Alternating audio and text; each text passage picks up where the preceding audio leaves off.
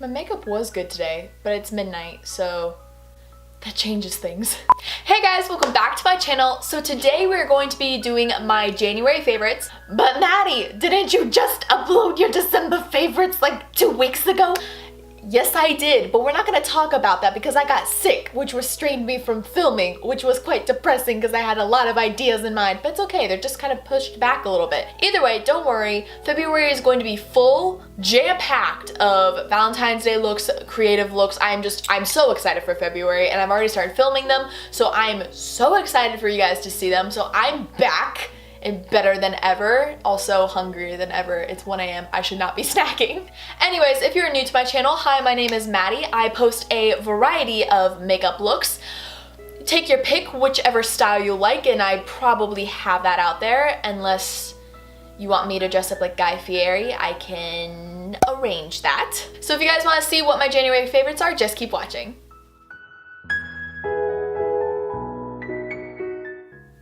So thankfully, I don't have nearly as many favorites as I did in December's video, but I do have some more makeup favorites, and it's not really makeup, but it's like utensil. So I have some brush favorites, and so back in October, there was a beauty trade show. It was a beauty and hairstyling trade show in downtown San Antonio, and so I went there with some of my coworkers, and there was a crown brush little stand, and so I've never tried crown brushes before, and so I was really excited to try them out. So the crown brushes that I got, and I have been loving all of them. I'm so happy I got them. I'm currently using the BK30 Deluxe Blending Fluff. I really like this one. It's really fluffy. Sorry, it's really dirty, but I like how fluffy this is. It's really nice for blending, and so I absolutely adore this brush. I've also been enjoying the SS011 Deluxe Oval Shadow. I really like this one for packing on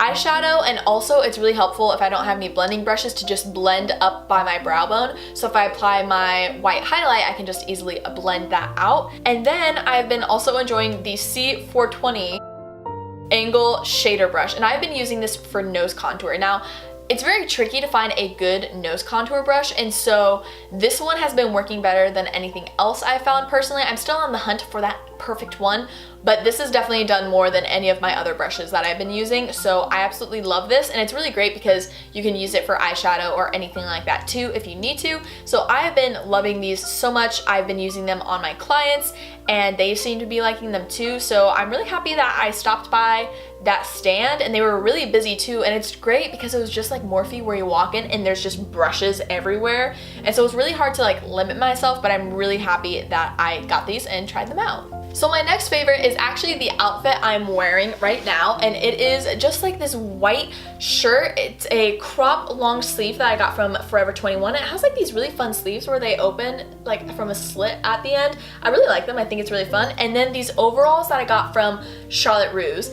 Now, I actually wore these in my recent clothing haul video if you want to check that out, but I love it so much because I've never gotten overalls. I've just never found the right pair, the kind that mixes old school overall with jeans, but not looking like it's just jeans with overalls sewn onto it. Like, I feel like those are weird, but this is the perfect blend. It's the perfect baby of those two clothing items, and so I love them so much. They're so comfortable. I've been wearing these so much, and I just absolutely love this outfit. And the hardest part about it is not getting makeup on the white shirt, but I've been strategic in my endeavors with it, and basically I just put the white shirt on first because it's smart. But it's so comfortable, and you guys should definitely check it out. Also, if y'all didn't know, whenever Charlotte Russe has these sales for the jeans, the overalls count for that, which I wasn't aware of. And so, for example, if it's like buy one get one half off, the overalls count. So get some bang for your buck. So my next favorites are actually books. Now, I managed to read 6 books in the month of January, and 4 of them are in my favorites videos. Like, I just loved these so much, and you know, I can't say I can't have all 6 be in my favorites, but these ones definitely stood out the most, and these are definitely ones that I would highly recommend. If you guys care to know what books I read every month, I can probably like leave that in the description box below. Like, if I don't mention one but you're curious as to what else I read, I can definitely do that for you guys if that's something you're interested in. So the first book I read in 2018 is Wayfarer, and this is actually the second book in a duology, and the first book is Passenger. So if you guys heard of that, it's really great. I like it a lot. It's really entertaining, and I mean, I don't really know what to say besides it's really great.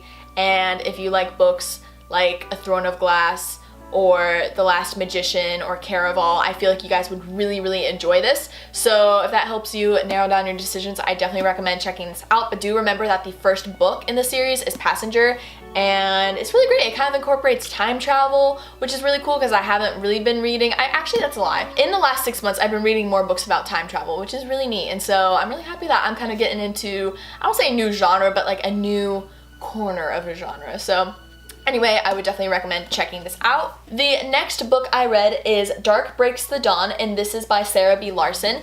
I loved this. This is a loose take off of Swan Lake, and I really, really enjoyed it. I feel like it's very loose because you don't even get any Swan Lake kind of influences until the very end of the book. I mean, you get a few every now and then, but it really picks up in the very end where you start to realize like, oh, this really is inspired by Swan Lake. It is part of a duology too, I believe, and so the next book I've already like read up about it a little bit. It sounds really good. It won't be released until later on in this year, but I'm really excited about it. It's really great.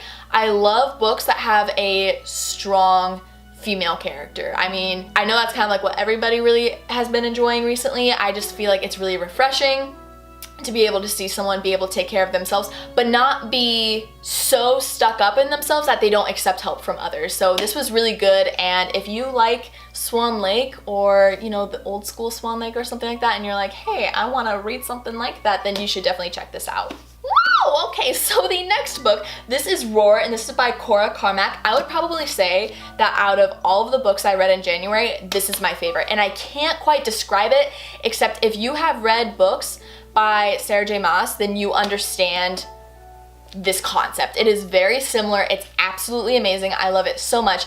It gives me Sarah J. Maas, Throne of Glass, and Court of Mist and Fury, Court of Thorns and Roses, and Red Queen kind of vibes. Now, I only read Red Queen. I didn't actually read the sequel. I mean, I started, but I kind of got bored, to be honest.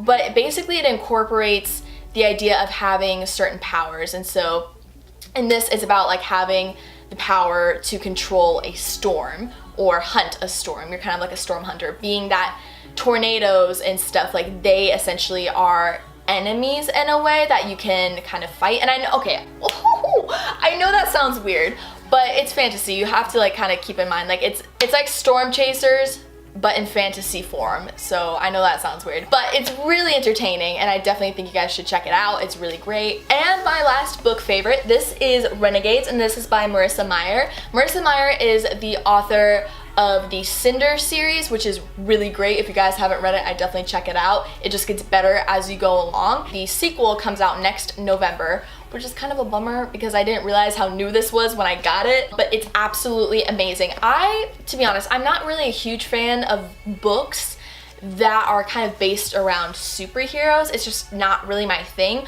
but I love Marissa Meyer's writing that I didn't even read. The overview, I didn't read that because I just knew whatever she wrote would be absolutely amazing, and it definitely exceeded my expectations for sure. And not gonna lie, I think out of all of her books, this happened to be a little bit cheesier, I guess you could say. Maybe corny is the right word, but in a good way. Like, it was kind of refreshing to go from a bunch of hardcore action-packed books to something that's a little bit more down to earth and relatable to the reader. However, I feel like it still had that atmosphere of adventure to it that I really look forward to, and it definitely opened me up to wanting to read a bit more sci-fi superhero themed books, I guess. So I really liked it. If you are a fan of Avengers, this is your book. If you're, here's a good one. If you like Sky High, this is a really good one. Sky High, Avengers, X-Men. Those are the three movies that I would definitely relate to this, and it's really good. It kind of has some Tron feeling to it too, probably just like in their uniforms and stuff, but it's really neat. And so basically you guys should definitely check it out if you like any of those movies I mentioned and you like to read. So my next favorite is actually a TV show. Now, I feel like I'm gonna get some steam for this one, but I have never seen The Office. I tried to watch one episode my senior year in high school, and it wasn't jiving with me. I didn't get it. And so that was one episode. Then I moved to Los Angeles and I was bored in my apartment one day, so I decided to watch episode 2. Still wasn't jiving with me. I was just like, I don't get it, whatever. And then came the horde of obsession. I started watching all of season 1. I think I finished season 2 also. I haven't had that much time, but it's okay. But when in my spare time, I've just been sitting down either on my laptop or connecting my laptop to the TV to watch The Office. And I even got my mom to come sit down and watch it with me. And I see what all the hype's about. I really don't know why I didn't like it. I feel like I just wasn't mature enough to appreciate it or something like that. But it is absolutely amazing.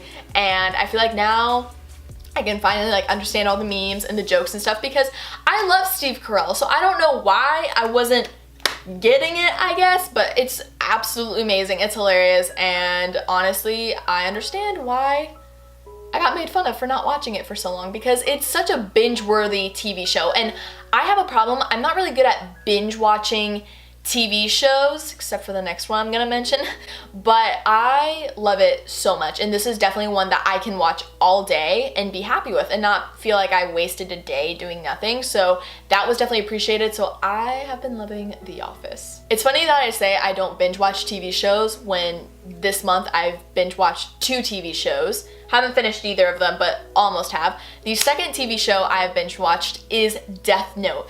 I have been kind of on a little bit of an anime vacation, I guess. I just haven't found a bunch that I've really been enjoying, and plus I hadn't been on Netflix for a long time too, so it's really cool in January to be able to sit down and actually catch up on some shows.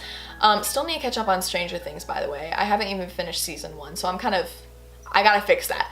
But Death Note, I had watched the movie, and now the reason I decided to watch the movie is because I've heard so much crap about how bad the movie is, because if you watch the anime, the movie sucks. So I decided that I wanted to watch the movie first so I can just get an outsider's opinion on the movie without knowing anything about the anime, and then watch the anime after. Now, I'm not gonna lie, the anime is definitely better, like for sure. I'm almost done with it. I think I have 7 episodes left, but I am enjoying it so much. I've just been staying up late in my bed until like 3 a.m. just watching Death Note until I literally just can't function anymore. The critiques I have for the movie is it's a great inspired movie, I think. I don't think it should have been called Death Note.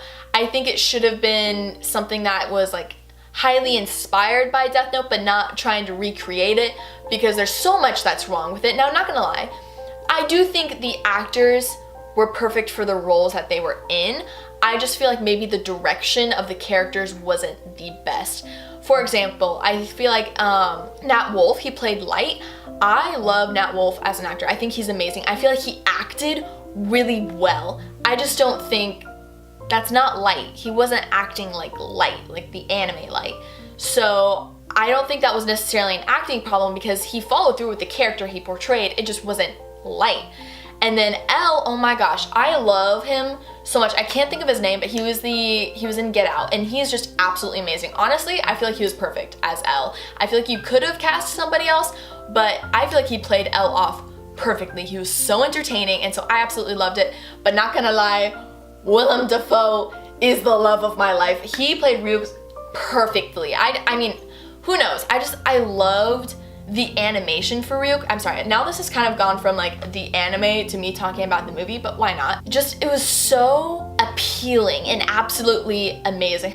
Peel apple. But it was so entertaining, and I really enjoyed it. So I feel like as a standalone movie, it was good. But the anime, so much better. It's absolutely amazing. It's so entertaining. I've been meaning to watch it for a while, and then my brother watched it, and so it was that moment where it's like, oh god, I need to catch up so we can talk about it. So I'm gonna finish it, and then we're gonna go talk about it over sushi, so that's gonna be fun. So anyway, just check out Death Note. It's on Netflix. If you don't have Netflix for whatever reason, it's likely on Crunchyroll too, so definitely check that out. Speaking of Willem Dafoe, my next favorite actually is a movie and has Willem Dafoe in it, and it is a Netflix original movie, and it's called What Happened to Monday. Now, one of my best friends actually told me about this movie, and she said it was really good. It had some like really disturbing moments in it, but overall she really enjoyed it, and so I couldn't watch it that night, and I was like, oh dang, I really want to watch it. So the very next night, I cuddled up in my bed. It was 1 a.m., and I just binge watched the entire movie, and it was amazing. You know, we give Lindsay Lohan so much credit because she was able to play twins at a very young age. This actress plays 7 women. She plays 7 women, and they're septuplets, I believe. And so she's literally playing 7 different characters, and they're all sisters, so like they're kind of completely different. Absolutely amazing. It's based in another post-apocalyptic world, and basically every parent is only allowed to have 1 child. And so basically siblings are illegal. So if you have a sibling, they say that they're freezing the kid so that in like 80 years, when they have more resources due to global warming, they will be able to wake them up and they can go on their merry lives. However, everyone knows that's not the case. They're not really being frozen. Like, everyone kind of knows what's going on behind the scenes, if you know what I mean. But it is really good. It's probably one of the best action movies that I've seen in a long time. So I definitely recommend it. So good. Definitely check it out. The next movie favorite was actually recommended to me because one of my former classmates posted the link to it from Facebook. And I love Facebook for these reasons, is you see snippets from movies and then you realize, oh, that's really something I want to see. This is called Train to Busan, and the snippet I saw was, it has zombies in it, and honestly, this for me is on the same level as World War Z. It is so good and absolutely so well done. The makeup for it is so good, and the acting and the way they contort their bodies is so beautiful, and I appreciate it so much. This is on Netflix, so you guys need to check it out. It's a Korean zombie movie, so I watched mine with subtitles. It is so good. The storyline for it is so well done. Just the acting, the suspense, this is definitely one of my favorite zombie movies that I've ever seen. This and World War Z, like, I'm telling you, they're kind of tied for me because so good. So definitely check it out. Highly recommend it. I'll probably try and leave a link for it in the description box below, so if you have Netflix, you can just click it and watch it. So definitely check it out. So my next favorite is, once again, a movie and a soundtrack, and I can't express enough how underrated and amazing this movie is. It is a musical, and it's called The Last 5 Years, and it was recently, and by recently I mean like 2 or 3 years ago, recreated with Anna Kendrick and Jeremy Jordan. If you don't know who Jeremy Jordan is, if you've ever heard of Newsies, he played Jack, the lead character in Newsies. And he's also in CW's TV show Supergirl. So you guys should definitely check that out. But it is so good. I truly can't express it enough. This is definitely by far one of my favorite movies ever. I cry every single time I watch it. And basically, just to give you a little perspective, just to help you understand it a little bit more, is it starts with Kathy, the wife's point of view, at the end of the relationship, and then the very next scene it goes to Jeremy Jordan's point of view. He plays Jamie at the beginning of the relationship. So every other one, they're getting closer and closer together until like they meet up in my favorite song. It's called The Next 10 Minutes. If you don't even watch the musical, just at least listen to Next 10 Minutes. It is so good. Or Shmuel song. That one is really good too. I love that one. But it kind of keeps going like that, where it's like she gets closer to when they first met and he gets closer to when they broke up. And so it sounds confusing, but it makes sense. And just, I truly think that this is the best acting Anna Kendrick has ever done in any movie. Like, it's so heartbreaking, but so good, because you know that they don't stay together, and so you're just going through 5 years of their life watching the good and the bad, but you know that they break up. But you just need to watch it. This, out of all of the movies, I mean, they're all great movies, but this one needs to be watched. It is so amazing. It's gut-wrenching, absolutely beautiful. So please just check out Last 5 Years, and if you're not going to watch the movie, just at least listen to the soundtrack. I listened to it all the way to College Station. It's so good. Just, you have to check it out. So my next song favorite is actually by George Salazar, and it was for a musical, but I can't remember what it was. Anyway, I call it McDonald's at 3 a.m. because that's what he sings about a lot, but it's actually called Where Do the Lonely Souls Go? And so you should look it up, you should listen to it. It's really entertaining, it's very relatable basically he's singing about when you are lonely one night and you're like, oh, where do you go? And then it's singing about McDonald's at 3 a.m. because that's usually where you'll go. Unless like you live in Bernie, then you go to Denny's. That's usually the hot spot. Or Whataburger. Got 2 options right there. So anyway, definitely check that one out. And my last favorite for the month is actually a playlist that I put together that you guys can listen to if you'd like. And I call this my I like to think I'm grungy playlist. Because I'm not really that grungy, but I enjoy this kind of music. So this is the old school punk rock, Panic at the Disco, My Chemical Romance, Evanescence, all that good stuff. I just kind of threw a few of my favorite songs together in a playlist so that I could listen to. There is one odd song out in that playlist which will stick out like a sore thumb, but I included it in it because I feel kind of grungy when I listen to that too. So you'll have to just click on the playlist to figure that out. But that's what I've been listening to this entire month, besides last 5 years. And Where Did the Lonely Souls Go? But I've been enjoying it, so definitely check it out. And those are my favorites for the month. Thank you guys so much for watching. I hope you enjoyed. Leave a comment down below what you'd like to see next, or if you like any of the things I talked about in this video, I'd love to hear your opinions. Don't forget to subscribe to my channel if you are new here, and I will see you guys in the next one. Bye!